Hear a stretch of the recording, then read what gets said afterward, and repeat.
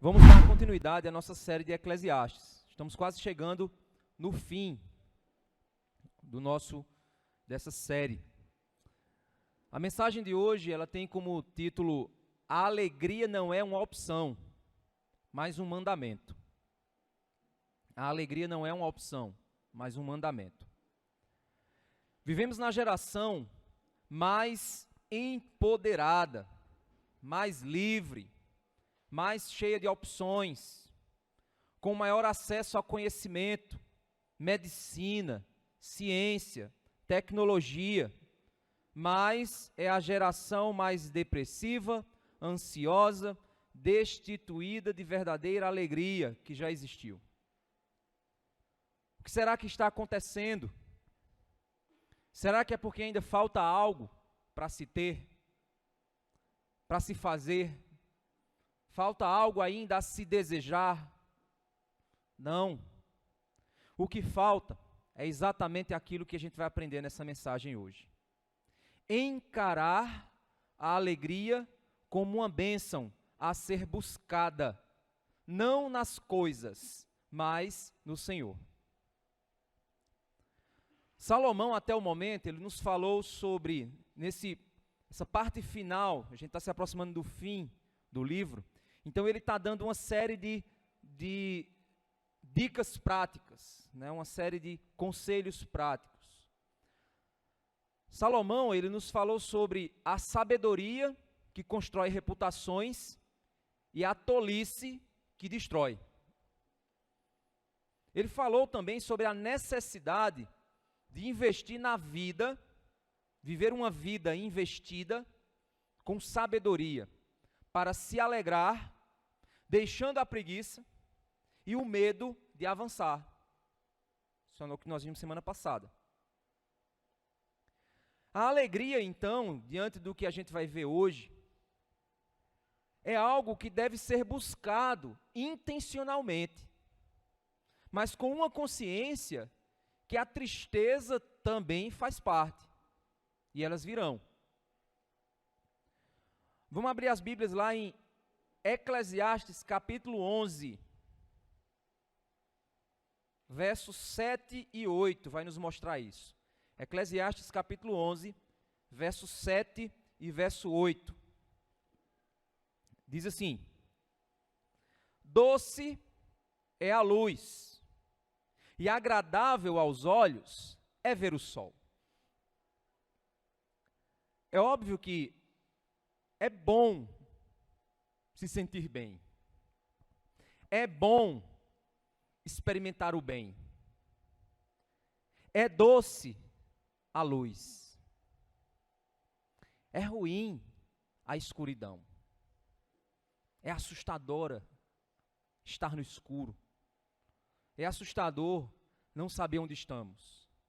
Mas a luz nos ilumina e a luz nos mostra onde estamos, para onde podemos ir, nos faz entender a realidade das coisas de modo mais claro. Doce é a luz.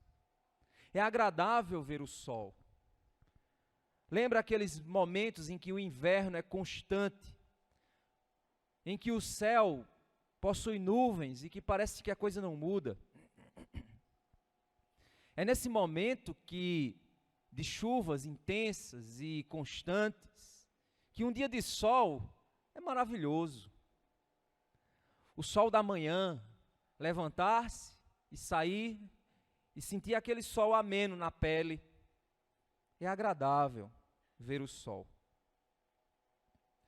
O verso 8 diz: mesmo que alguém viva muitos anos, deve alegrar-se em todos eles. Mesmo que alguém viva muitos anos, não importa quantos anos sejam, deve alegrar-se nesses anos que se vive. Não é uma opção, é um chamado. E esse pensamento a respeito da alegria, ele ecoa na Bíblia inteira. Paulo fala sobre isso, João fala sobre isso, Tiago, Pedro. A alegria é um mandamento. E o chamado de Salomão aqui é que não importa quantos anos você vai viver, você deve se alegrar. A vida não deve ser um peso, a vida deve ser uma dádiva. Contudo, deve lembrar-se de que há dias de trevas, que serão muitos, e que tudo o que virá é vaidade. Ou seja, alegre-se. Alegre-se com a vida que Deus te deu. Você deve alegrar-se. Você deve experimentar o bem. Deve experimentar e buscar algo bom. Mas saiba que vão existir momentos em que o bem não virá. Em que o bom não será sentido. Mas o que virá de bom, por mais bondoso que seja, será vaidade. Pois o termo que Eclesiastes usa aqui a respeito de vaidade, que foi o conceito que a gente aprendeu no início do livro, é que vaidade significa algo fugaz, algo temporal, algo como uma bola de assopro, que tem tamanho, mas não tem peso, só tem ar, só tem vento. Um vapor que aparece e some. Vaidade é aquilo que não é real, é ilusório, não tem consistência, tem apenas aparência. A gente entendeu que o conceito dado em Eclesiastes para a vaidade não é o conceito de vaidade que nós temos hoje em dia. O conceito de vaidade apresentado por Salomão em Eclesiastes é muito mais completo e muito mais profundo. Alguém vaidoso experimenta algo fútil? Sim. Mas a vaidade dita por Salomão é muito maior e mais ampla em seu conceito do que somente a aparência de você se maquiar, se vestir, arrumar o seu cabelo. É muito mais do que isso. Apesar do bem que você experimente no mundo, apesar das bênçãos que você receba nesse mundo, lembre-se, são vaidade, são passageiras. Você não vai levar nada. Você vai deixar tudo, até a roupa do seu corpo, até o corpo que você usou, vai ser deixado. É nessa perspectiva aqui que nós entendemos que o que Salomão nos diz é que a alegria não é um sentimento. Alegrar-se não é um sentimento. O problema é que sentimentos são coisas que são derivadas. Sentir depende de algo prévio. Sentimento, a gente acredita que não tem controle sobre. Mas o fato é que nós não temos controle sobre os sentimentos, mas temos controle sobre os motivos do que vamos sentir. Essa é a grande diferença. Alguém que se alegra no mal, o seu coração é mau. Alguém que se alegra no bem, o seu coração entende o que é bom. Alegria não é um sentimento. Apesar de que eu me alegro, pois eu sinto alegria. E aí você pode dizer assim, pastor, mas por que você tem convicção de dizer que a alegria não é somente um sentimento? Porque lá em Filipenses capítulo 4, verso 4, é um texto muito conhecido, Filipenses 4, 4, o apóstolo Paulo ele diz, alegrem-se sempre no Senhor. Outra vez digo, alegrem-se. É um imperativo, é uma ordem. Alegre-se no Senhor. Vou repetir, alegre-se. Não é assim, se der tudo certo, você se alegra. Se a coisa acontecer como você quer, você se alegra. Bem, julgue se vale a pena se alegrar. Não! O texto é, alegre-se. E outra vez digo, alegre-se. Mas a alegria dita por Paulo em Filipenses possui uma base, possui um motivo: no Senhor.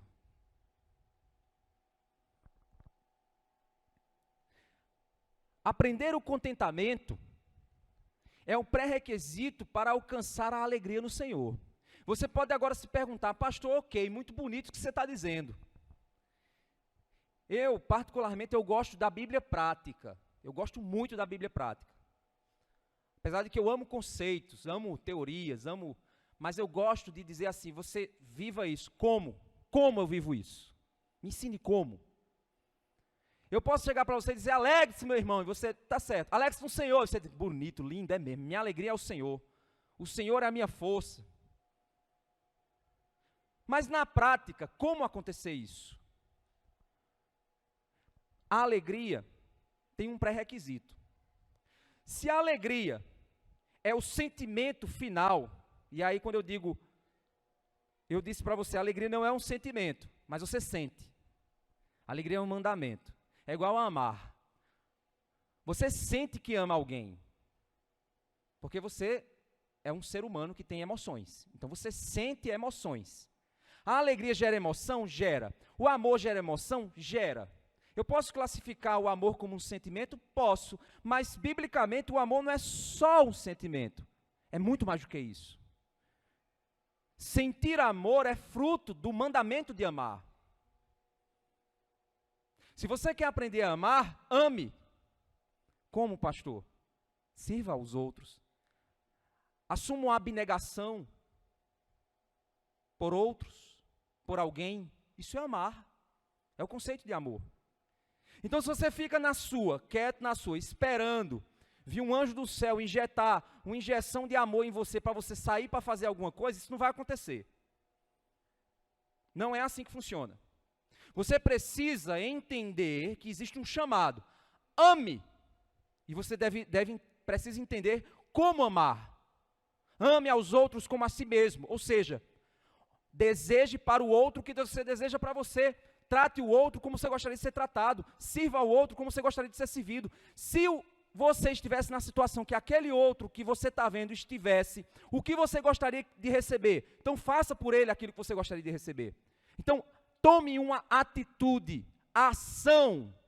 E essa ação de amar gera um sentimento como fruto disso. A alegria é do mesmo jeito. Alegrar-se, sentir alegria, é o resultado final de cumprir um mandamento. Alegre-se. Onde? No Senhor. Então o Senhor é a base da minha alegria. Mas para que eu possa chegar no sentimento da alegria, eu preciso de um pré-requisito. E o pré-requisito para isso, aquilo que, igual para que eu possa sair de casa, o meu carro tem que ter combustível, para que eu possa me alegrar, o meu coração tem que ter contentamento. Contentamento é o pré-requisito da alegria. Hoje minha garganta, o pigarro tem me atrapalhado. Filipenses 4:11, ele diz assim, ó: digo isto, não porque esteja necessitado, porque aprendi a viver contente em toda e qualquer situação. Vamos lá. Contentamento é uma condição que se adquire, que se aprende. Eu aprendi a viver contente. Ninguém nasce contente. Ninguém tem aptidão ao contentamento. O contentamento é uma condição a se aprender. Meu irmão, se você não aprendeu a estar contente em toda e qualquer situação, você precisa aprender isso. Faça uma autoavaliação nesse exato momento. Você está contente com sua vida? Você está contente com o que você tem? Você está contente com o que você faz? Você está contente com as tribulações que você tem hoje? Você está contente? Se não, você precisa aprender, urgentemente. Porque esse contentamento é uma condição na qual Deus quer te ensinar. O que é contentamento? Contentamento é manifestar alegria, independente das circunstâncias. É ter motivo para se alegrar, independente do que esteja acontecendo. E para que eu possa me contentar, não é o contentamento vindo de remédio.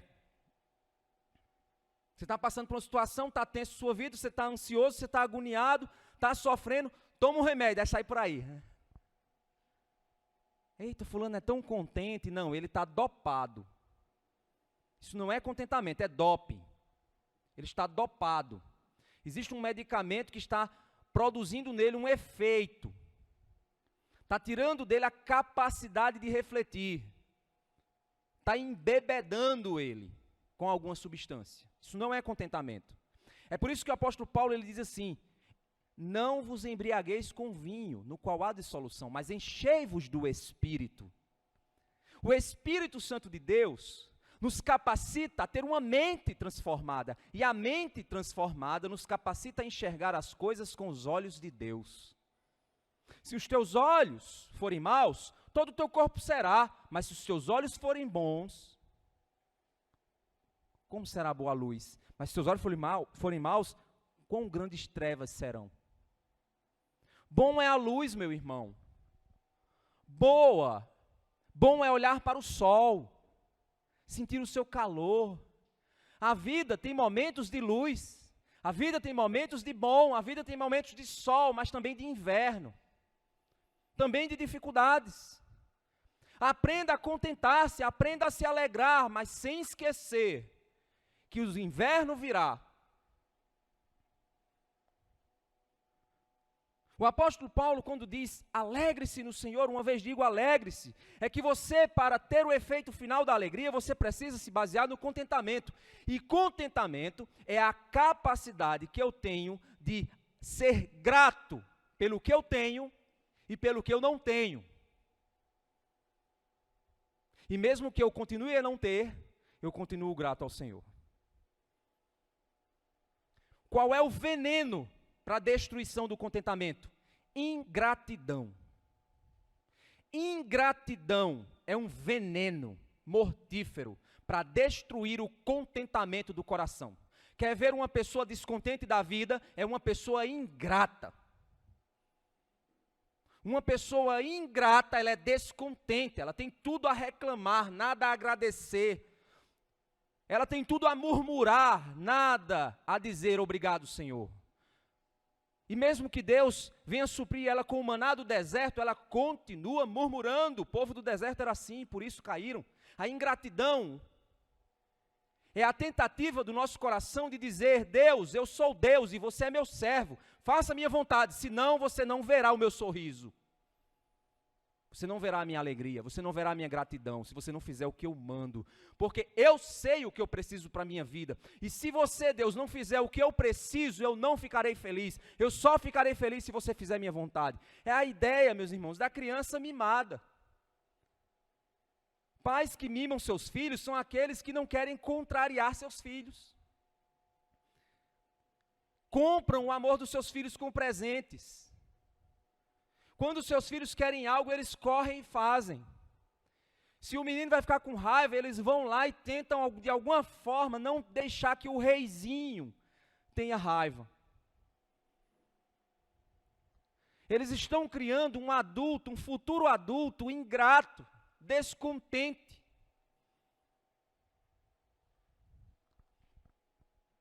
Para cumprir o mandamento da alegria, precisamos aprender o segredo do contentamento.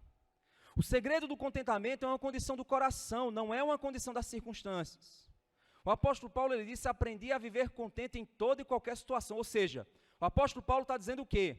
O meu contentamento não é fruto das circunstâncias. O meu contentamento não é fruto das coisas. É muito fácil você dar uma gargalhada, louvar e cantar ao Senhor quando você ganhou um carro 0 quilômetros. É muito fácil você cantar e louvar o Senhor quando você recebeu um aumento salarial. E aí você vai cantar louvores ao Altíssimo e dizer: Senhor, receba o meu louvor. E Ele vai olhar para você e vai dizer: é muito fácil me louvar assim, meu filho. Mas Jó era um homem reto, temente a Deus, que se desviava do mal, que adorou a Deus até nas piores das condições. Porque o amor e a adoração de Jó não estavam nas circunstâncias, estavam no Deus eterno, a quem ele conhecia. O que mais doeu no coração de Jó não foi ter perdido os filhos. O que mais doeu no coração de Jó foi o silêncio do Deus a quem ele amava. E nós somos uma geração de mimados. Tem gente desesperada porque o governo que ele colocava esperança não venceu. E agora não tem mais motivo de louvar o Senhor por isso? Perdeu agora o motivo de louvar o Senhor, agora eu vou deixar o Brasil porque eu perdi o motivo de estar aqui. O seu motivo era um partido, o seu motivo era um governo, o seu motivo era uma pessoa. O coração, ele é alimentado pela visão de mundo.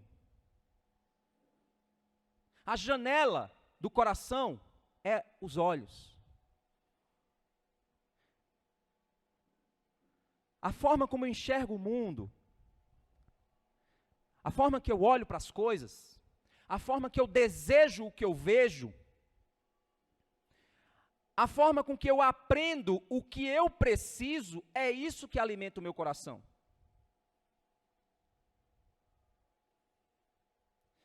Para você, o que é ser feliz?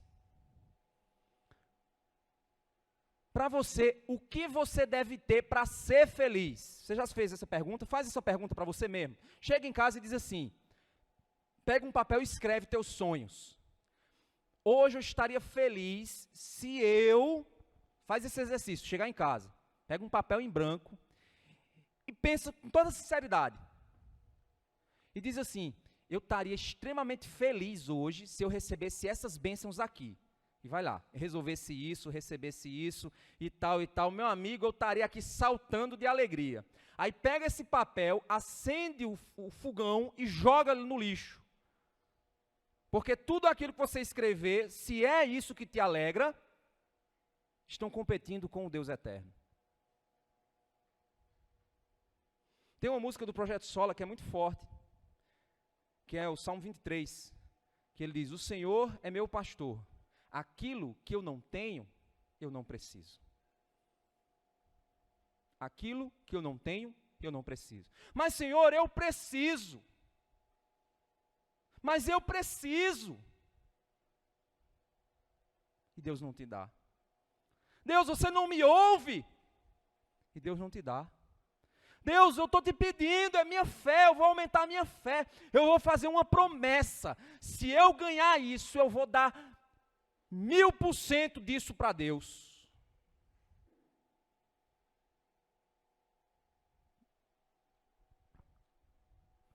O mundo nos diz o tempo todo o que precisamos para ser felizes. Passar num concurso, entrar na faculdade, conseguir um emprego, entrar no relacionamento, ter filhos. O mundo diz o tempo inteiro o que é felicidade. E quando a gente se alimenta dos conceitos que o mundo nos dá, alimentamos o coração com visões equivocadas de alegria, desejos distorcidos para saciar.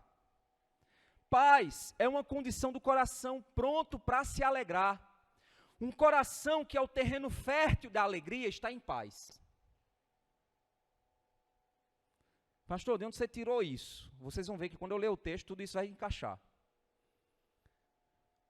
Um coração só está pronto para se alegrar quando ele está em paz. Um coração que não tem paz não se alegra. Não tem tempo para isso.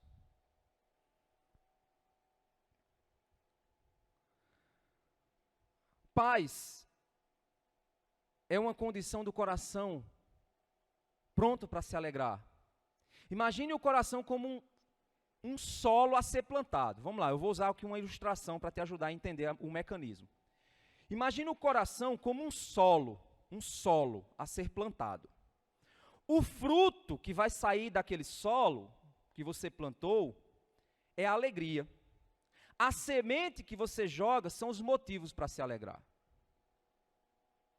Só tem árvore de alegria se a semente foi plantada. A semente é o motivo. O que é a paz, então? É a condição de luz, calor e clima para frutificar o contentamento. que gera alegria. Então imagina que a árvore é o contentamento. O solo fértil é o coração em paz. E as sementes são os motivos. Um coração em paz, ele encontra condições para frutificar a árvore do contentamento. E a árvore do contentamento dá frutos de alegria. Entendeu a ilustração? Você quer se alegrar no Senhor? Alimente sua mente daquilo que é real e daquilo que é vontade de Deus para você. Alimente sua mente e seu coração daquilo que é propósito do Senhor para a sua vida. Você não é seu dono. A sua história não é sua. Você não é o centro. Você é um servo comprado por alto e precioso sangue. O mundo não gira em torno de você. Os planos do Senhor não giram em torno dos teus desejos. Não é você. Deus não trabalha para você. Isso aqui é uma pregação totalmente anti-coach. Deus, os planos e propósitos de Deus não giram em torno do teu umbigo. Aceita. Aceita. E quando você alimentar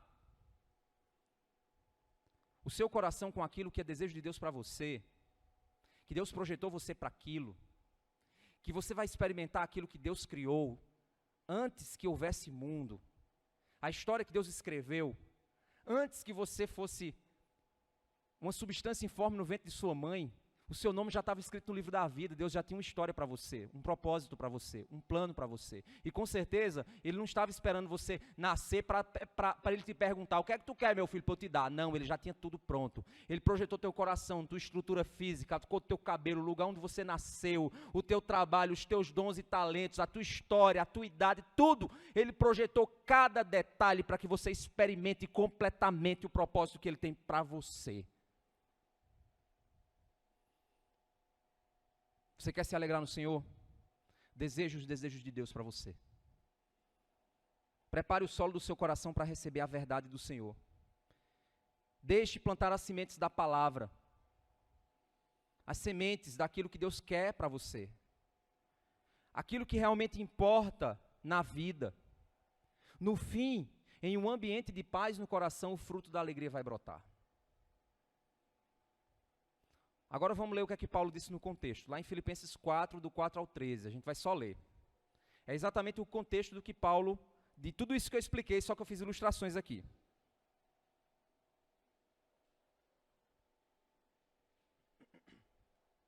Filipenses capítulo 4, a partir do verso 4 até o verso 13. Alegrem-se sempre no Senhor. Outra vez digo, alegrem-se. Que a moderação de vocês seja conhecida por todos. Perto está o Senhor. Ele não está longe, Ele está perto. Ele está com você. Não fiquem preocupados com coisa alguma, mas em tudo sejam conhecidos diante de Deus os pedidos de vocês pela oração e pela súplica, com ações de graças. E a paz de Deus, que excede todo entendimento, guardará o coração e a mente de vocês em Cristo Jesus.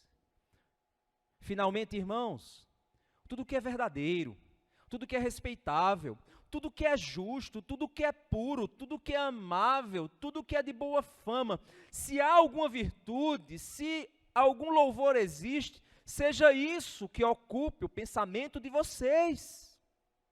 O que também aprenderam, receberam e ouviram de mim, e o que viram em mim, isso ponham em prática. E o Deus da paz estará com vocês.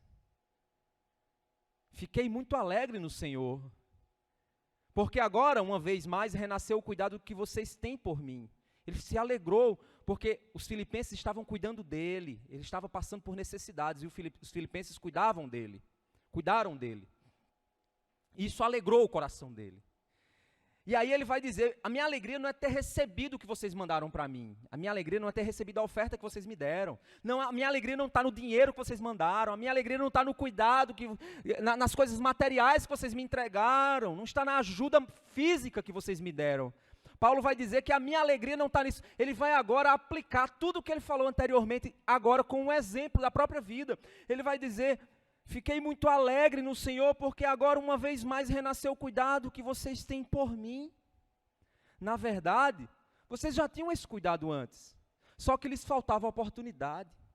Digo isto, não porque esteja necessitado, porque aprendi a viver contente em toda e qualquer situação.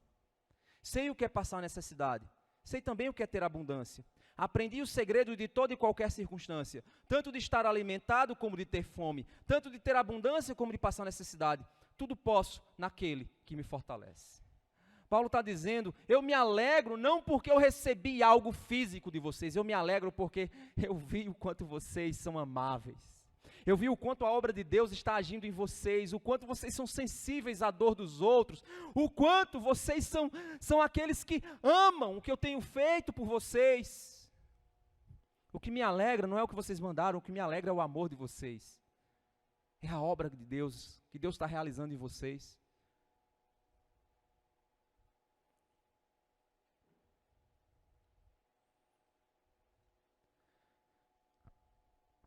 Um coração fértil para a alegria é um tipo de coração. Existe um coração extremamente fértil para a alegria. Mas ele é um coração que também tem riscos de se perder na fonte da alegria. Uma das características que a Bíblia diz a respeito das crianças é quando Jesus diz que deveríamos nos tornar como crianças para receber o reino de Deus. Muitos acham que quando Jesus fala das crianças, Jesus está tratando da meiguice, da inocência. Mas eu já falei isso para vocês algumas vezes, que isso é um erro de exegese. O que é exegese é quando eu extraio do texto a verdade contida nele. O que é exegese? É quando eu insiro no texto uma verdade que não está contida ali, e a partir ao inserir esse pensamento, eu tiro uma verdade que não existe. Então, se eu acho que Jesus, quando fala das crianças, vinde a minhas crianças, porque dos tais é o reino dos céus, a gente acha que é porque Jesus está dizendo, os bichinhos é tão meigo, tão fofinho, então seja fofinho também, seja bonitinho também, seja criancinha, inocentinha, que aí você vai vir para o reino dos céus, seja bobinha. Não, não é isso que Jesus está dizendo. Isso é uma visão moderna que a gente tem das crianças. A visão bíblica de crianças na época de Jesus não é o que a gente tem romantizado hoje. Na época de Jesus, as crianças, a visão que se tinha de crianças era um ser de total dependência e pouquíssima utilidade social. Essa era a visão que tinha de criança. Criança era uma coisa extremamente dependente de você e que não trazia nenhum resultado. Nenhum benefício social ela trazia. Por isso que quando as crianças querem falar com Jesus, os discípulos dizem assim, sai daqui menino, que negócio de menino querer falar com Jesus, isso é coisa de que nada, vocês vão mudar o que no mundo vocês? Essa era a percepção. O desprezo que se tinha com crianças. Então é diante dessa visão que Jesus está dizendo, peraí, calma, elas são modelos. Sabe de quê? Essa dependência que eles têm e que vocês ignoram, é exatamente a dependência que Deus espera que vocês tenham dele. Essa inutilidade que vocês veem, é a mesma coisa quando Deus olha para vocês. Essa mesma inutilidade. Aí Deus vai e chama você para fazer alguma coisa para ele. Aí você diz, eita, meu amigo, Deus precisa de mim. Sem mim, isso aqui não sai dentro dessa igreja. Pronto. Já deixou de ser criança.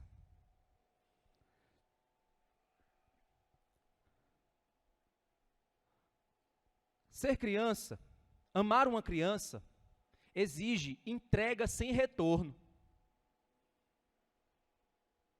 Você vai dizer, que é isso, pastor? Que dureza. Vamos falar economicamente, não é verdade? É uma entrega financeira que você não vê retorno, você só gasta. Economicamente falando, você só gasta. Ah, mas é tão bom sentir um cheiro, abraçar, beijar. Mas isso não é econômico.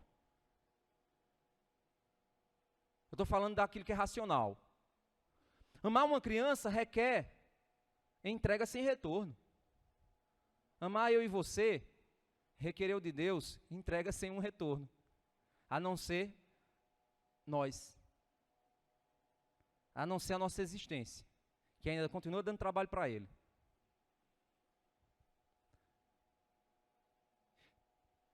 Ser como uma criança iria requerer de nós o quê? Um esvaziamento das nossas capacidades de autonomia, ou seja, da nossa arrogância. A gente se acha autônomo. Eu já sou adulto, eu não preciso de conselhos. Eu sou dono do meu destino, eu sei o que eu faço. É exatamente essa arrogância que Deus despreza. E que as crianças nunca, elas vão achar que sabem mais do que você. Elas sempre vão confiar. Eu brincava, com os meus quando era pequeno, eu dizia a eles que minha identidade secreta é que eu era o Homem-Aranha. E eles acreditavam. Aí foram crescendo e eu perdi essa oportunidade. Hoje eu digo para eles, aí eles falam, papai, que coisa mais ridícula. Mas eles acreditavam. E eu ficava todo aproveitando ali aquele momento de inocência deles. Precisa um esvaziamento intelectual e físico e uma ampliação da dependência. Ser dependentes, como uma criança, é esse o chamado. Dependência de Deus. A dependência de uma criança não é fruto de uma santidade infantil, certo? A dependência de uma criança não é fruto de uma santidade, porque a criança nasceu santa, não. É fruto da condição de quem ela é. É inexperiência. É falta de visão madura do mundo. É uma falta de orgulho gerado por uma autossuficiência. Ela não tem isso, ela tem dependência. Quando uma criança vai crescendo, ela vai adquirindo tudo isso. Ela vai adquirindo esse orgulho, essa visão de mundo. Sabe por quê? Porque o coração é inclinado para o mal. É inclinado para o orgulho. É inclinado para o pecado. É inclinado para o egoísmo. Uma das características das crianças, sabe qual é? Aí você diz, pastor, por que você está falando de criança? Porque uma das características da criança, sabe o que é? Brincar, se divertir com tudo. Se divertir com tudo. Lá a gente estava fazendo um trabalho da escola, aí a professora mandou comprar umas bolas de assopro.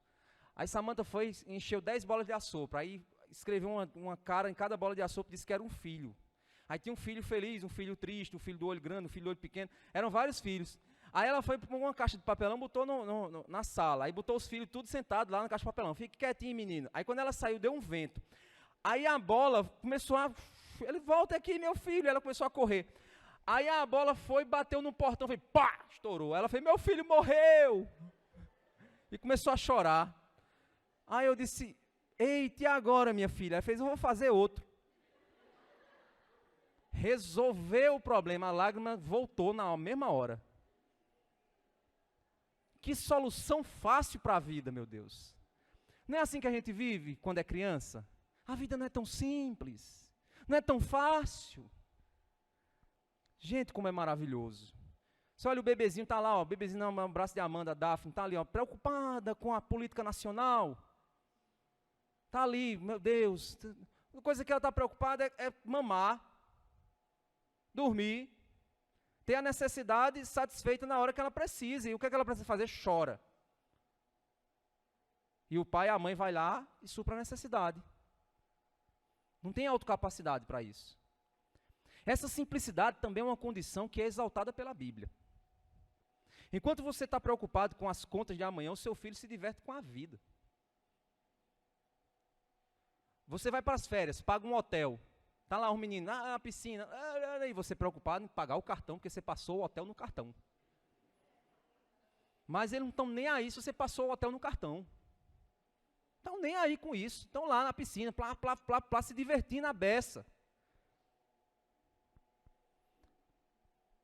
Essa dependência de um mundo em que os pais cuidam para eles. É essa dependência e essa inocência que faz a criança se alegrar com um mundo muitas vezes assustador, mesmo em um mundo assustador. E a gente perde essa capacidade, porque a gente começa a achar que agora a gente é parceiro de Deus. Então, eu estou no mesmo pé de igualdade de Deus. Deus, eu li ontem no jornal que as políticas nacionais vai ser assim, então se eu tomar essa decisão, eu vou ajudar Deus no plano dele. Vai nada, você não vai ajudar nada. Ele vai olhar para você e vai dar gargalhada, vai dizer, mas quem tu é, quem tu pensa que és? Vai me ajudar em quê no teu plano? Eu tenho um propósito para você, eu estou cuidando de tudo. Descansa. O mundo é colorido quando somos crianças. O livro lá, que é um dos livros que eu estou usando como base, né, para as mensagens, de comentário, é o livro Isso é Filtro Solar, do Emílio Garofalo. Aí tem um trecho que eu achei muito, muito bonito que ele escreveu. Ele escreve muito bem, vale a pena comprar o livro do cara. Ele não está me pagando nada por isso, não. A página 425. Que assim seja a vida toda. Você aproveita quando criança. Você fica chocado com as descobertas. Na sua juventude, você via maravilha onde os seus olhos pousavam. Você vivia, se divertia, se alegrava. Você escrevia poesia mesmo que não mostrasse para ninguém. E mesmo que fosse somente em sua cabeça. Parou por quê? Vai ficar esperando o dia de voltar a brincar quando as condições X, Y, Z se alinharem? Será quando você se aposentar? Depois de criar os filhos, aproveite sua vida e as fases do tempo que Deus te dá. Aí, diante disso, eu estava refletindo. Eu lembro, irmãos, eu tinha uma editora, chamada Editora Brasil Jovem. Ela funcionava num banheiro quebrado da casa dos meus pais. Eu escrevi tantas histórias de heróis. Eu recebi tantas cartinhas imaginárias dos meus leitores. Era tão bom, gente. Experimentei tantas aventuras com a minha imaginação. O mundo era tão simples. Às vezes assustador, mas era maravilhoso explorar e viver esse mundo. Olhar os animais, ver detalhes que ninguém via, fazer perguntas que meus pais ficavam assim, como responder isso? Aí a gente vai crescendo e a santa ignorância se perde. Ô santa ignorância da infância. Salomão, por isso que ele disse que o conhecimento gera enfado na carne, quem aumenta em conhecimento aumenta em dor. A gente perde o olhar de criança para esse mundo quebrado. E os nossos olhos não veem mais alegria, só vê dor. Insatisfação, ingratidão. A gente começa a viver mais para mostrar do que para viver. A gente quer postar foto o tempo todo para mostrar que a gente está vivendo e a gente esquece de viver, de experimentar mesmo. As melhores experiências da vida, meu irmão, são vividas offline. Pode ter certeza. Nós atendemos a uma agenda de ostentação, de orgulho, de vaidade, de prestar conta para todo mundo ver que a gente é feliz, que a gente é bem casado, que a gente tem ótimos filhos, são todos fantásticos, e a gente deixa de lado a agenda que Deus criou, tão simples. Tão simples. É aqui que surge a fase mais complexa da vida. Você diz, ok, mas ele vai falar de infância? Não, ele vai falar de uma fase extremamente complexa. A juventude. É a transição da infância para a fase adulta. É onde você tem sonhos de criança, mas desejos de adulto. Confusão de hormônio no seu juízo. Aquela menina que você dizia eca, agora já não é mais tão eca assim. Decisões as mais complexas e mais importantes, sem experiência e maturidade suficiente para tomar. Com quem eu vou casar? Onde eu vou viver? E se meus pais morrerem, o que é que eu vou fazer da vida? Você pode querer se divertir como criança, mas deixar de encarar a realidade. Mas ao mesmo tempo você pode querer encarar a realidade e parar de sorrir como criança. O equilíbrio é necessário para aprender a viver uma vida adulta. Dependência e alegria de uma criança, mas responsabilidade e seriedade de um adulto. É aqui que Salomão chega no verso 9 até o verso 10. Olha o que é que ele diz. Alegre-se, jovem, na sua mocidade. A gente viu que a alegria é um mandamento. Aí ele chega para a fase em que isso parece ser mais fácil. Só que às vezes é fácil porque é tolo. É fácil porque não tem responsabilidade. Porque hoje os jovens querem esticar a adolescência? Porque você tem o bônus do adulto sem o ônus da responsabilidade. Não é assim que os adolescentes de 30 anos querem viver dentro de casa? Namorando, pegando mina na rua, mas não pagam a água, uma luz dentro de casa. Ele quer viver a vida mansa, sem o peso, deixa o papai ter o peso, deixa a mamãe ter o peso da responsabilidade. Eles não querem. E por isso, a gente quer esticar a adolescência. E aí é interessante o trabalho que ele tem feito com os adolescentes, e uma das coisas que uma vez eu perguntei a Sara, e aí ela me falou, né, que ele fez um treinamento aí sobre adolescentes, e no treinamento o pastor falou, e é verdade, ele tinha conversado comigo, apresentado a visão, e eu concordei. Que a adolescência é uma versão moderna, não é, Eli? Inventaram isso. Inventaram uma fase para você curtir sem responsabilidade. Foi isso é que é a adolescência. Então, se você cria seu filho para ele ser alguém que curte sem responsabilidade, você está criando um adulto terrível. Não existe essa fase. A juventude é uma transição. É uma transição da infância para a fase adulta. É o momento em que a criança precisa ser lembrada. Olha, meu caro, o 245 é logo alívio do emprego. Vai pegar o ônibus para ir para trabalhar, viu? Está se aproximando, ó. Te prepara. Eu não vou ficar sustentando você a vida toda, não. Estuda! Foi reprovado? Como pode ser reprovado? Esse é o teu trabalho, rapaz. Essa é a tua responsabilidade. Quer viver de quê? Quer viver de boemia, é? A menina nem vai saber o que é isso, né? Quer viver de bem bom? Vai trabalhar, rapaz. Toma, vai trabalhar, homem. É assim, você vai preparando. Cadê as provas? Cadê as notas? Cadê a responsabilidade? Cadê? Cadê o horário para acordar? Cadê o horário para dormir? Cadê as notas? Ai, mas o bichinho, vou deixar o bichinho dormir, porque ele tem que dormir. O bichinho não dormir, não. Porque depois que ele crescer, não vai ter mais isso, não. Uma vez eu cheguei para um jovem da igreja, estava o jovem com a cara de defunto, eu disse assim, qual é o teu maior sonho hoje? Ele fez, dormir, pastor. A coisa mais maravilhosa da vida adulta é dormir, irmãos. É bom demais. E aquele sono gostoso. Sabe aquele sono que você fecha o olho e abre e você parece que nasceu de novo? Você diz assim, meu Deus, eu estava tão cansado e agora eu estou renovado. É tão maravilhoso. Gente, que bênção é dormir. Tem gente que quer além, né? Mas aí está errado. Então é essa fase da juventude. Aí Salomão diz, alegre-se, jovem. Cumpra o mandamento da alegria. Alegre-se. Na sua mocidade. Que o seu coração lhe dê muita alegria nos dias da sua juventude. Ande nos caminhos que satisfazem o seu coração e agradam os seus olhos. Saiba, porém, eita, aí sim, tem gente que queria rasgar esse resto do texto. Não, olha aqui, pastor, está dizendo alegre, siga seu coração, vá lá. Não, ele está dizendo assim, siga o caminho que agrada o seu coração, mas, entenda uma coisa.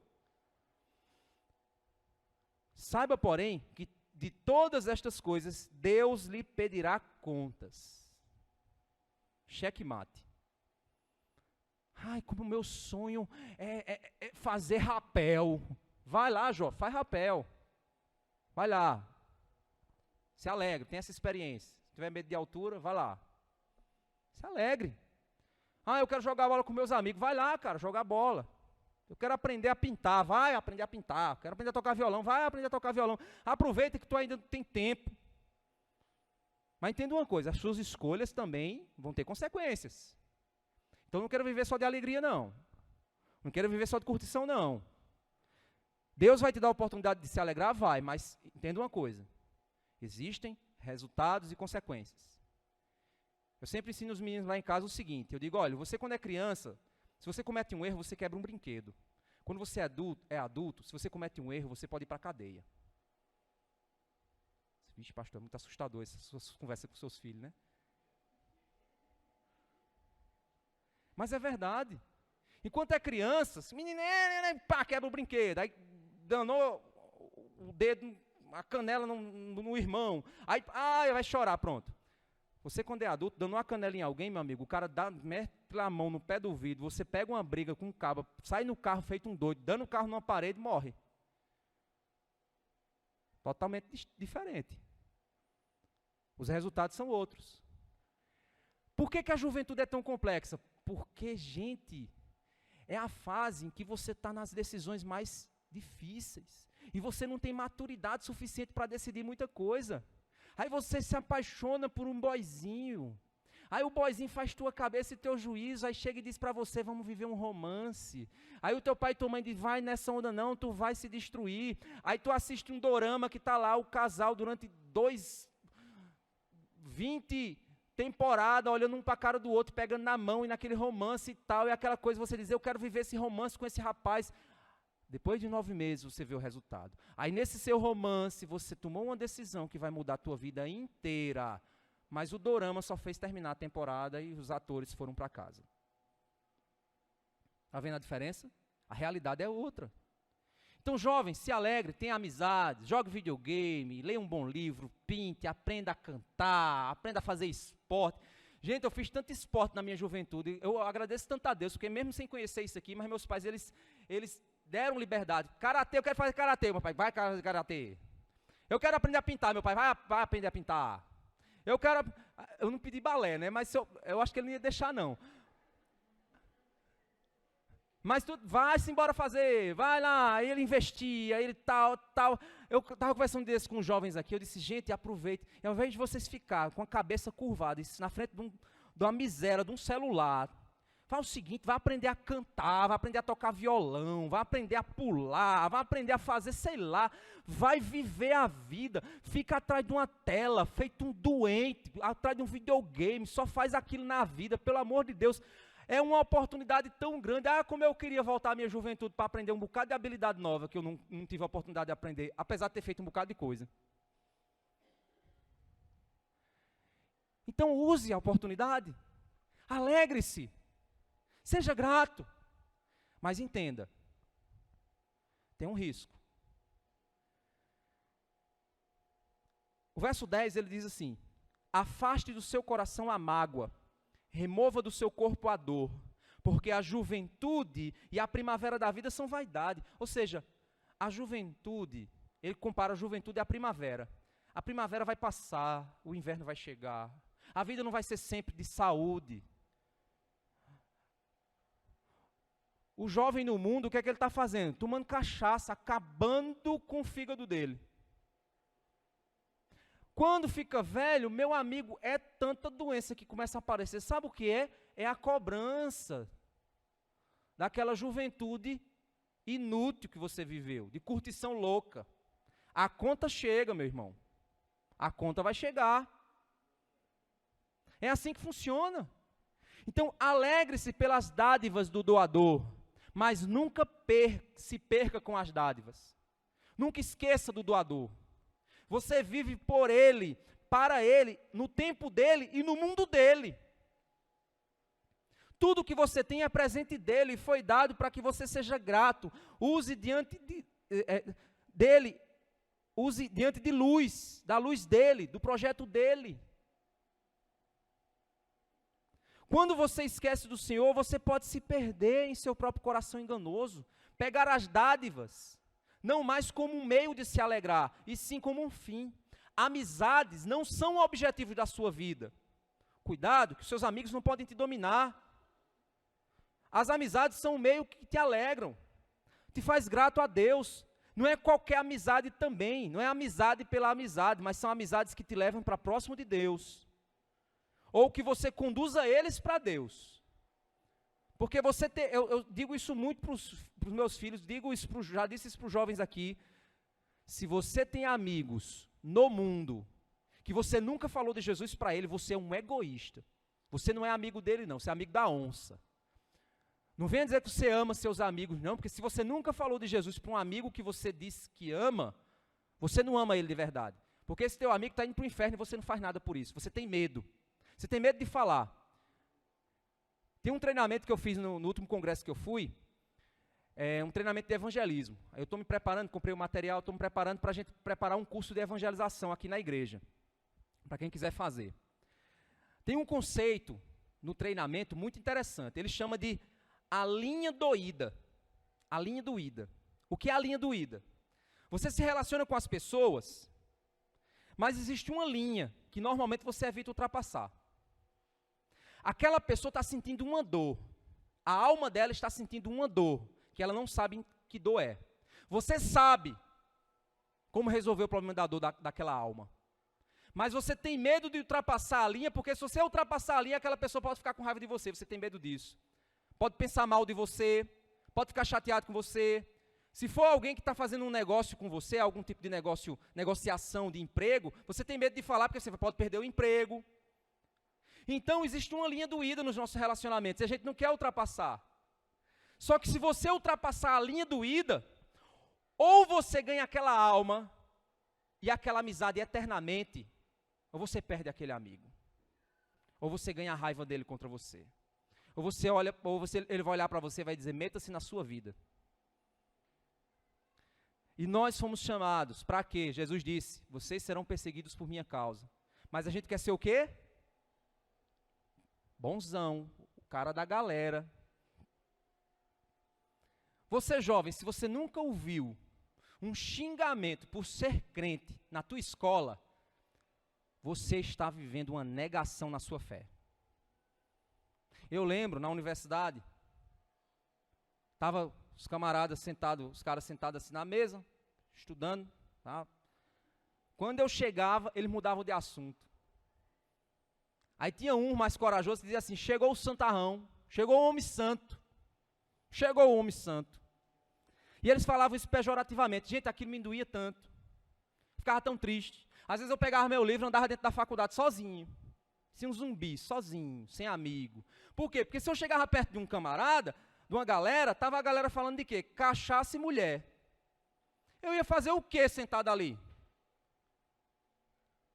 E aí eu chegava, ele mudava de assunto, aí dizia assim, chegou o estorvo, vamos ser obrigados, por respeito a ele, a mudar o assunto. Aí tinha uns que não mudavam não, e dizia assim, eu vou falar, ele que escuta, o problema dele. Aí o que é que eu fazia? Saía. Essa é a realidade. Foi 8 anos dentro da universidade, sofrendo isso.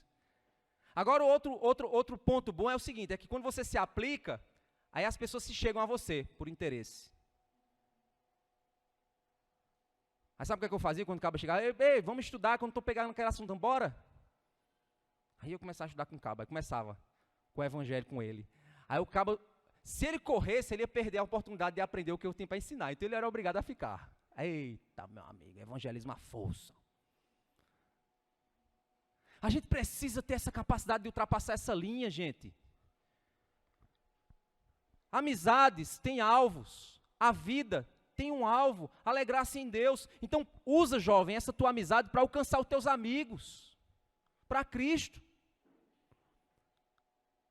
Se apaixonar por alguém não tem que ser o fim, é o meio que te leva a um futuro casamento que vai te alegrar. O sexo não é um fim, mas um meio de alegria do casal casado. Esportes são brincadeiras que nos divertem na presença de Deus. O trabalho para trazer diversão. Outros que assistem o esporte, outros que trabalham na área do esporte, ou que vivem buscando a saúde no esporte, tudo isso são meios, não são fins em si mesmo. Viagens não são um culto de adoração ao lazer. São oportunidades de formar memórias eternas de gratidão a Deus. Não transforme o lazer que Deus te proporciona e sacrifica o que realmente importa por causa do lazer, de uma viagem, de uma coisa. Não torne o filme que você assiste um altar do egoísmo e prazer próprio. É um momento de refletir sobre Deus. Um tempo com famílias e amigos. Não pegue as dádivas de Deus e torne deuses. Porque assim você vai perder realmente a fonte da alegria. Alegrar-se no Senhor é experimentar o que Deus nos deu para experimentar nele. Isso é alegrar-se no Senhor.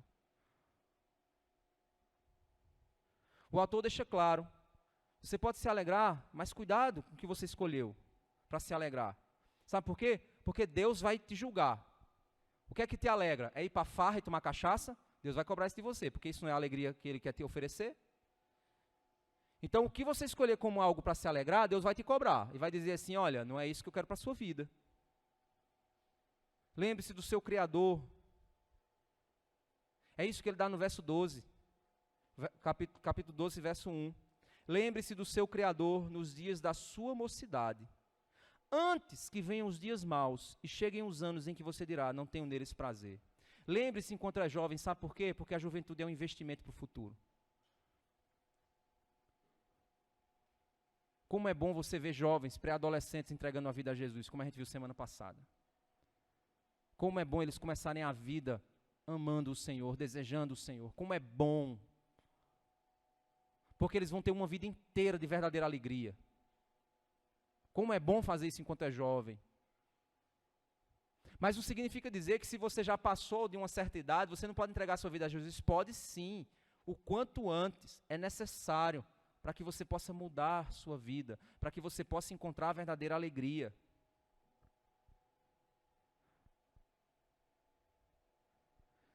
Você jovem tem vivido com um olhar para a eternidade? Se você ama o Senhor, então vai saber se alegrar nele. Saber desprezar a falsa alegria e a tolice da juventude. Você vai saber o que é tolice, você vai saber o que é falso, você vai saber se alegrar na verdade. Isso aqui não é licença para você pecar. Isso aqui é motivo para você se alegrar. Se você quer se alegrar de verdade, precisa conhecer mais o Senhor, tratar o seu coração para te ajudar a aprovar o que Deus aprova e reprovar o que Deus reprova. Se você desprezar isso, será desprezado pela futura alegria que o Senhor pretende te dar. Na hora que vierem os dias maus, você vai dizer, não tenho nada para me alegrar. Porque no tempo que eu poderia me alegrar de verdade, eu não fiz. E no tempo que eu poderia investir para agora ter motivos para me alegrar, eu não tenho motivos para me alegrar. Eu só fiz bobagem, só fiz besteira, só fiz escolhas ruins.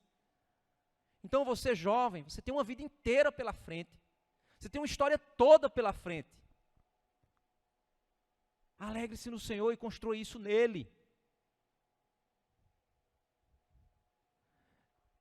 Você que é adulto, você se perdeu na vida corrida, nas tentativas de conseguir sustentar a sua vida? Você carrega um peso sobre os ombros, de que se não se mover, você vai cair? Você tem desprezado o chamado de buscar alegria no Senhor? Eu não falo do exagero que alguns cometem em coisas que Deus deu e eles usam como se fosse uma loucura. Hoje a gente vive a questão das viagens, né? Tem gente que parece estar vivo amarrado. Dá um feriado, meu amigo, não é você pegar um feriado e viajar com sua família. Não, mas meu amigo, não pode acontecer. Começou férias, pronto, o cara já estava amarrado. Isso não é buscar alegria. Não. Você não precisa sair da sua casa para se alegrar. Você está entendendo? Alegria nas pequenas coisas da vida. Ver o mundo com os olhos e com a dependência de uma criança. Não precisa viajar para ser feliz. Quem vive passeando não é sinônimo de ser feliz, meu irmão. As mídias digitais hoje têm dito isso. Está lá, o cara na praia com os pezinhos lá. Aí pronto, eita, ele é feliz da vida. Não, ele não significa, ele vai ter que pagar aquela viagem. Aí nessa hora ele vai esquecer da felicidade que ele viveu. A alegria não depende do lugar ou do dinheiro, mas do coração grato. Sabe por que eu digo isso, gente? Porque quando eu falo isso sobre viajar, uma vez num aconselhamento, eu falando, pastor, quando você fala sobre viagem, mas eu não tenho dinheiro para isso. Aí eu disse, mas você não precisa viajar para se alegrar. Aí tem aquela pessoa que tem um dinheiro para viajar e fica assim, eu sou a pessoa mais feliz do mundo. Olha aqui, olha nas minhas mídias como eu sou feliz. Aí está lá o pobrezinho que ganha, sei lá, meio salário mínimo, compra a feira dele com toda luta. Aí fala assim, eu não posso fazer essa viagem, então eu não sou feliz. Não, meu amigo, não tem nada a ver com isso. Aquela pessoa ali, ela tem um problema. Porque ela acha que aquilo é alegria. Então ela está cometendo um pecado. Tem nada a ver com você. A alegria é uma condição do seu coração, não da circunstância. E é isso que a gente tem que aprender. A alegria não depende do lugar, do dinheiro, de um coração grato. Simplesmente acordar ou dormir em uma cama quentinha, ter saúde para sair de casa ou estar em casa.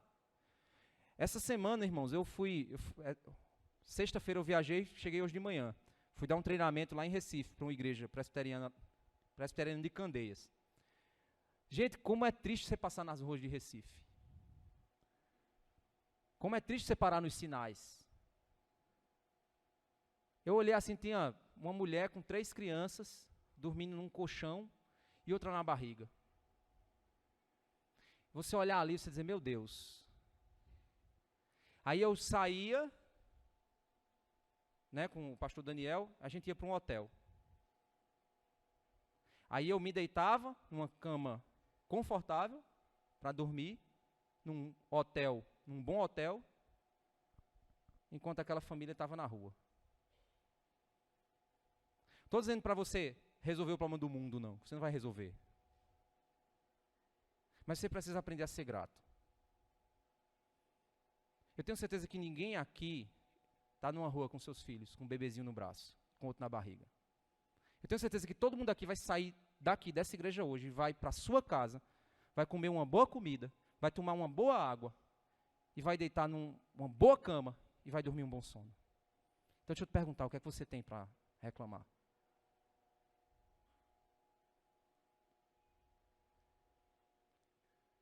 Eu quero te convidar a você aprender a se alegrar nele. Olhar a vida com o olhar de Deus. E se alegrar em cada pequeno detalhe. E você que ainda não conhece o Senhor, é possível você mudar a sua vida.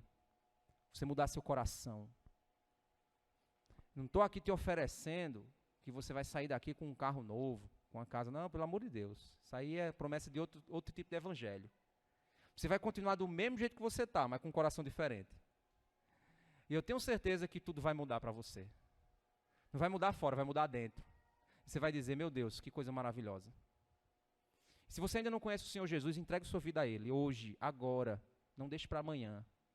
Porque somente nele, no Senhor, é que você vai aprender a se alegrar.